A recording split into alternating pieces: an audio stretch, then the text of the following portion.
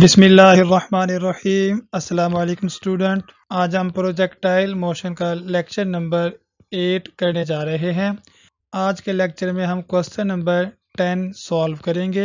Statement कुछ इस तरह से है, prove that the speed required to project a particle from a height small h to fall a horizontal distance small a from the point of projection is at least this। Question में वो ये कहता है कि एक particle को अगर h height से प्रोजेक्ट किया जाए और वो पॉइंट ऑफ प्रोजेक्शन से a डिस्टेंस की दूरी पर गिरे तो पार्टिकल को इस तरह प्रोजेक्ट करने के लिए जो लीस्ट पार्टिकल की वेलोसिटी होगी वो ये होनी चाहिए, √g into √a² plus h² minus h। आते हैं इसके सोल्यूशन की तरफ। ये हमने कार्टेशियन प्लेन पे पॉजिटिव x एक्सिस और पॉजिटिव y एक्सिस प्लॉट किया है। ये पॉइंट ऑफ प्रोजेक्शन O है। यहाँ से एक पार्टिकल को प्रोजेक्ट किया v0 वेलोसिटी से और ये अल्फा इसका एंगल ऑफ प्रोजेक्शन। हम मान लेते हैं कि पार्टिकल जिस पॉइंट पर गिरा वो पॉइंट P है, तो P पॉइंट की जो हाइट है पॉइंट ऑफ प्रोजेक्शन से वो स्मॉल h है और हॉरिजॉन्टली डिस्टेंस इसका स्मॉल a के इक्वल है। तो इस तरह पॉइंट P के कोऑर्डिनेट होंगे a, माइनस h। डायग्राम के मुताबिक थ्योरी लिखते हैं।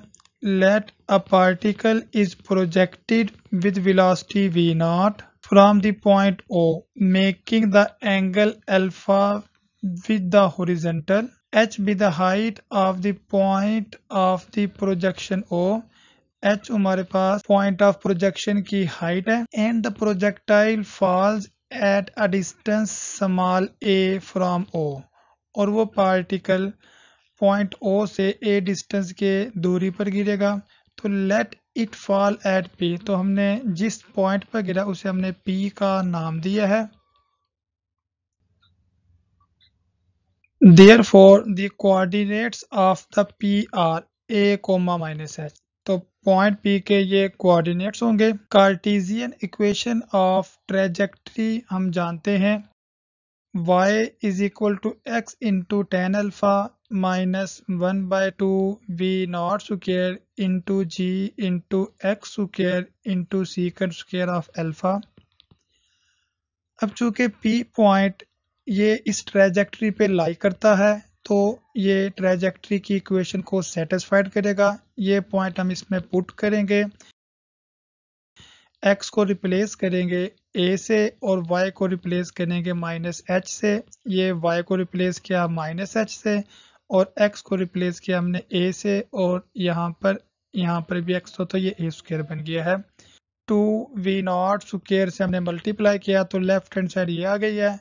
यहाँ पर भी 2v0² से ये राइट हैंड साइड की फर्स्ट टर्म मल्टीप्लाई हो गई है और सेकंड टर्म में ये v0² 2v0² जो कि डिनोमिनेटर में था ये कैंसिल आउट हुआ है और सीकेंट स्क्वायर ऑफ अल्फा को हमने लिखा है 1 plus tan square of alpha. तमाम टर्में राइट साइड पर ले जाएं। ये g इंटू a² को tan स्क्वायर अल्फा से मल्टीप्लाई किया है लेफ्ट साइड पर ले जाने के बाद, तो ये हमारे पास फर्स्ट टर्म आ गई है। इसी तरह 2 into v0² a into tan alpha, इसे भी हम लेफ्ट साइड पर ले गए हैं नेगेटिव साइन के साथ और माइनस g इंटू a² ये लेफ्ट हैंड साइड पर जाकर पॉजिटिव के साइन के साथ आ जाएगा और ये लास्ट टर्म जो ऑलरेडी लेफ्ट हैंड साइड पर मौजूद थी इक्वल टू 0। ये इक्वेशन tan की फॉर्म में क्वाड्रेटिक है। ये tan स्क्वायर ऑफ अल्फा और ये हमारे पास सेकंड टर्म में tan अल्फा है और लास्ट टर्म में tan अल्फा की power 0। Since it is a quadratic in tan alpha and for real values tan alpha की रियल वैल्यू के लिए discriminant is greater than 0, discriminant 0 से बड़ा होना चाहिए। तो हम देख रहे हैं कि यहाँ पे ये tan स्क्वायर का कोफिशिएंट ये स्मॉल a के इक्वल है, -2 इंटू v0² इंटू a ये स्मॉल b के इक्वल है और ये टर्म स्मॉल c के इक्वल है। डिस्क्रिमिनेंट होता है b² माइनस 4ac, ये हमने नॉन नेगेटिव लिया है, मीन्स के ग्रेटर आर इक्वल टू 0। तो b की वैल्यू पुट की है जो कि -2 into V naught square into A थी, इसका स्क्वेयर -4a, और ये हमारे पास ये c आ गया है greater or equal to 0। First term का स्क्वायर ओपन किया तो ये 4v नॉट की पावर 4 इंटू ए स्क्वायर, और सेकेंड टर्म हमारे पास ये एज इट आ गई है।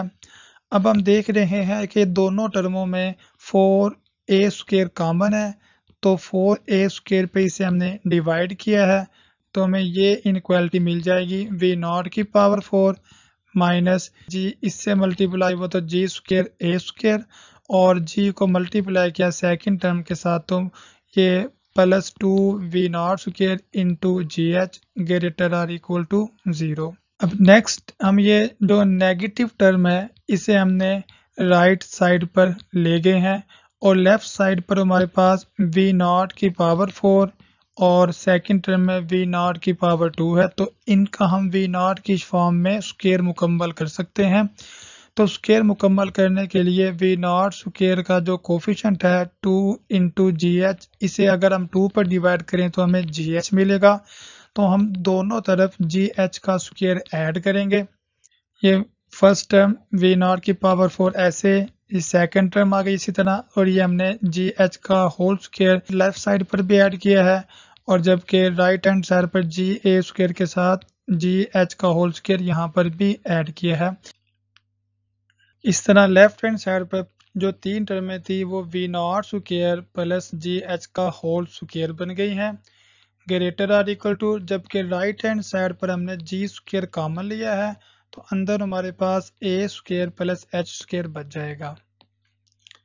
चूँकि हमें इनिशियल वेलोसिटी v0 मालूम करनी है, तो v0 लेफ्ट हैंड साइड पर मौजूद है, तो ये स्क्वायर ख़त्म करने के लिए हमें स्क्वायर रूट लेना होगा।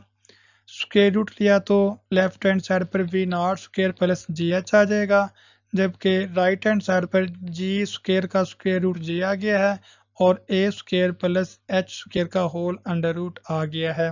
Next v0 square is equal to, ये जी एच को हमने राइट हैंड साइड पर ले गए हैं नेगेटिव साइन के साथ, तो हमारे पास ये इनइक्वालिटी आ गई है। नेक्स्ट स्टेप में राइट हैंड साइड पर जी कॉमन लिया है, चूँकि ये जी कॉमन आ रहा था, और जी कॉमन लेने के बाद हमारे पास ये एक्सप्रेशन बन गया था G into under root A square plus H square minus H, और v0 की वैल्यू को मालूम करने के लिए हमने स्क्वायर रूट लिया ताकि यहाँ पर भी हमारे पास v0 की वैल्यू आ जाए, तो ये राइट हैंड साइड पर भी ये अंडर रूट आ गया है।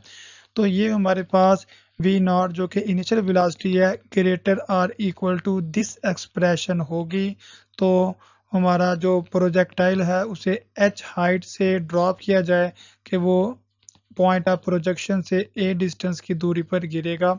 Hence the least velocity of projection is, तो लीस्ट वेलोसिटी ऑफ प्रोजेक्शन वो इस वेलोसिटी के इक्वल होगी।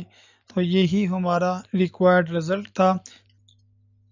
क्वेश्चन नंबर 11 स्टेटमेंट है a projectile is launched at an angle alpha from a cliff of height capital H above the sea level. If it falls into the sea at a distance capital D from the base of the cliff, prove that the maximum height above the sea level is capital H plus D square tan square of alpha over 4 into H plus D tan alpha। Question में ये कहते हैं कि एक particle को launch किया गया एक क्लिफ से, क्लिफ जो कि सी लेवल से h हाइट पर है, और वो पार्टिकल या वो प्रोजेक्टाइल क्लिफ की बेस से d डिस्टेंस पर जाकर गिरा है। तो हमने मालूम करना है कि सी लेवल से अबव जो मैक्सिमम हाइट प्रोजेक्टाइल ने अटेन की है वो इस एक्सप्रेशन के इक्वल है। आते हैं इसके सॉल्यूशन की तरफ। ये हमने पॉजिटिव एक्स एक्सिस ड्रॉ किया है और ये पॉजिटिव वाई एक्सिस ड्रॉ किया है, और ये हमारे पास पॉइंट ओ पर क्लिफ है जहां से पार्टिकल को हमने ये लॉन्च किया है। v0 वेलोसिटी से पार्टिकल को लॉन्च किया था और ये एक्स एक्सिस के साथ अल्फा एंगल बना रहा है। हम फर्ज करते हैं कि पार्टिकल जिस पॉइंट पर गिरा समंदर में, अगर वो पॉइंट P है तो क्लिफ सी लेवल से कैपिटल H हाइट पर है, और जो पॉइंट है वो क्लिफ की बेस से D डिस्टेंस की दूरी पर है। तो इस तरह पॉइंट के कोऑर्डिनेट होंगे D, -H। अब हम डायग्राम के मुताबिक इसकी थ्योरी लिखते हैं। Let a particle is launched with velocity v0 from the point O, making an angle alpha with the horizontal. Capital H be the height of the point of the projection O, and the projectile falls at a distance capital D from O. जो diagram बनाई है उसी के मुताबिक हमने ये theory लिखी है। जो क्लिफ की हाइट है सी लेवल से वो कैपिटल H है, और प्रोजेक्टाइल क्लिफ की बेस से D डिस्टेंस की दूरी पर गया है। अगर पार्टिकल समंदर में पॉइंट P पर गिरे तो पॉइंट P के कोऑर्डिनेट्स होंगे D, -H। तो ये पॉइंट P के कोऑर्डिनेट्स आ गए हैं D, -H।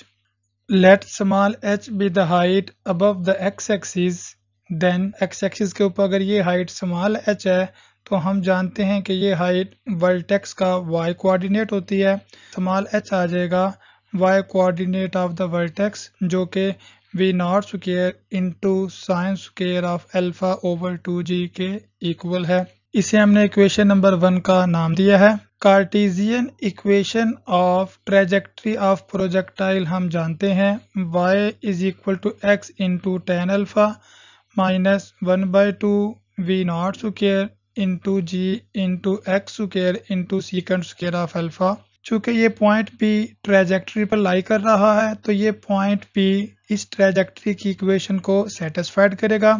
तो ट्रेजेक्ट्री की इक्वेशन में x को रिप्लेस करेंगे कैपिटल D से और y को रिप्लेस करेंगे -h से, तो हमारे पास ये इक्वेशन आ जाएगी। ये हमने y को रिप्लेस किया है -h के साथ और x को रिप्लेस किया है कैपिटल D से।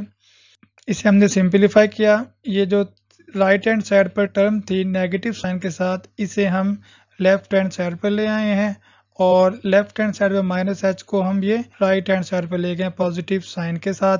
तो हमारे पास ये इक्वेशन आ गई है। इस इक्वेशन से हम v0 स्क्वायर की वैल्यू मालूम करेंगे।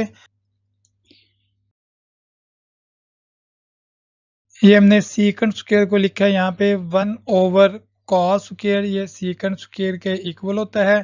तो क्रॉस मल्टीप्लाई करें यहाँ पे तो हमें v0 स्क्वायर की वैल्यू मिल जाएगी। तो और h plus d into tan alpha ये कॉस स्क्वायर के साथ डिनोमिनेटर में आ गया। तो ये हमारे पास v0 स्क्वायर की वैल्यू आ गई है।